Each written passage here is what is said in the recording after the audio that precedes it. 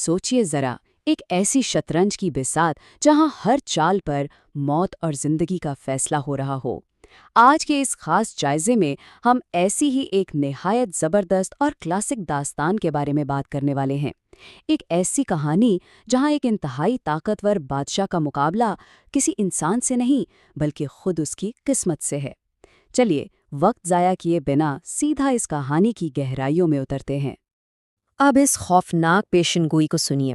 एक बूढ़ा नजूमी अपने वक्त के सबसे ताकतवर इंसान के सामने खड़ा है और उसे बता रहा है कि उसका तख्त एक ऐसे बच्चे के साथ जुड़ चुका है जो इस वक्त किसी इंतहाई गरीब गांव में पैदा हुआ है।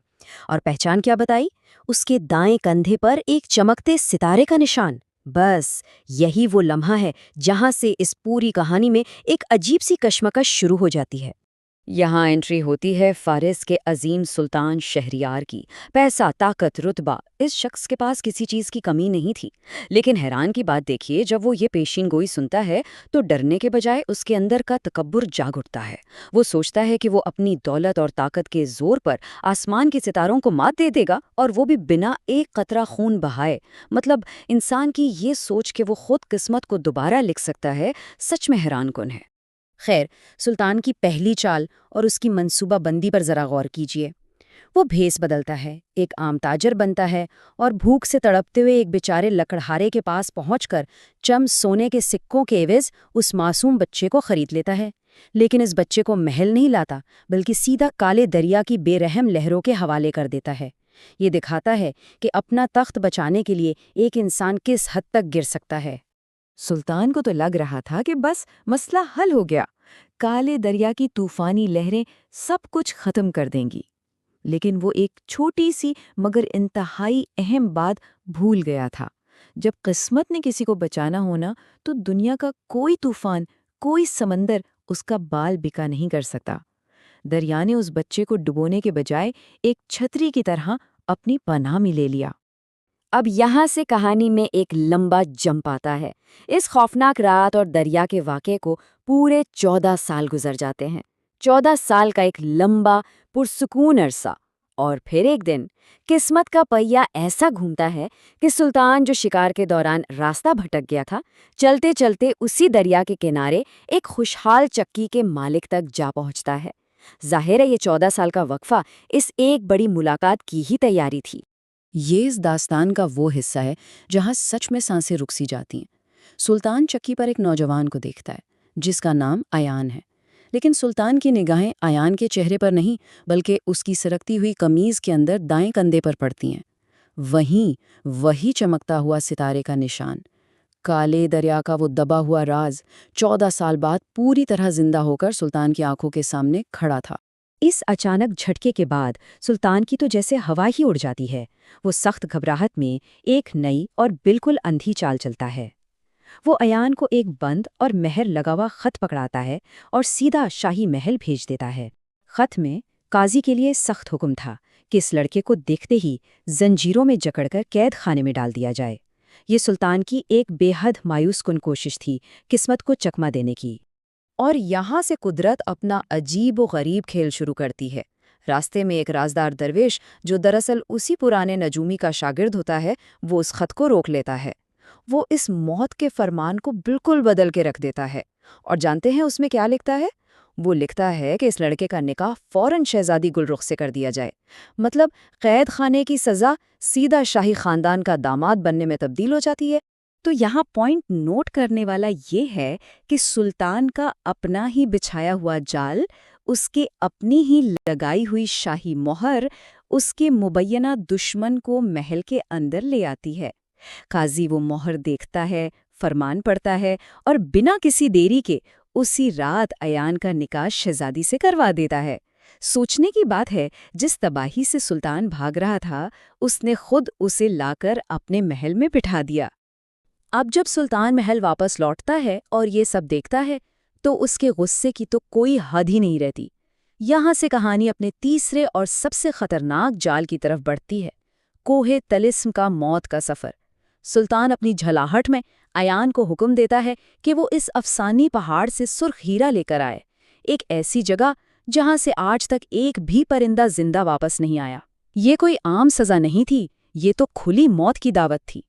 لیکن بھائی ایان کوئی عام لڑکا تو تھا نہیں، قسمت تو اس کے ساتھ تھی ہی، پر اس کی ذہانت اور صاف نیت نے بھی بڑا کردار ادا کیا۔ اس نے صرف اس ناممکن سفر کو پورا ہی نہیں کیا بلکہ قدیم پہیلیوں کو سلجھایا، راستے میں بچھائے گئے لالچ کے تمام جالوں سے بچا اور آخر میں وہ افسانوی سرخ ہیرا ڈھونڈ ہی نکالا۔ اور مزے کی بات، وہاں سے اسے قدیم خط بھی ملتا ہے جو اصل شاہی وارث کی تصدیق کرتا ہے۔ تو کیا وہ جادوئی پہاڑ ایان کی جان لے سکا، یا پھر سالوں پرانی وہ پیشنگوئی اپنا اصل رنگ دکھانے والی تھی؟ ایان کی اس کامیابی نے اور اس کی شاہی دربار میں واپسی نے ماحول میں ایک ایسی سنسنی پھیلا دی تھی جو بیان سے باہر ہے۔ دربار میں سب کی سانسیں اٹکی ہوئی تھیں کہ اب آگے کیا نتیجہ نکلنے والا ہے۔ دربار میں واپس آنے پر سلطان اپنا آخری اور سب سے بڑا پتہ کھیلتا ہے۔ وہ سب کے سامنے ایان کو ایک ایسا عجیب و غریب عدالتی مقدمہ حل کرنے کے لیے دیتا ہے جسے سلجھانا تقریباً ناممکن تھا۔ یہ انسانی ضد اور قدرت کے فیصلے کے درمیان آخری ٹکراؤ تھا، لیکن ایان یہاں بھی اپنی بے مثال عقل مندی سے اس مقدمے کو ایسے حل کرتا ہے کہ پورا دربار واقعی دنگ رہ جاتا ہے۔ اور پھر آتا ہے وہ زبردست کلائمیکس جس کا ہم سب کو انتظار تھا۔ غصے سے پاگل سلطان جب بالکل آپے سے باہر ہو کر اپنی تلوار نکالتا ہے اور ایان پر حملہ کرنے لگتا ہے تو ایان فوراً وہ سرخ ہیرا نکال لیتا ہے۔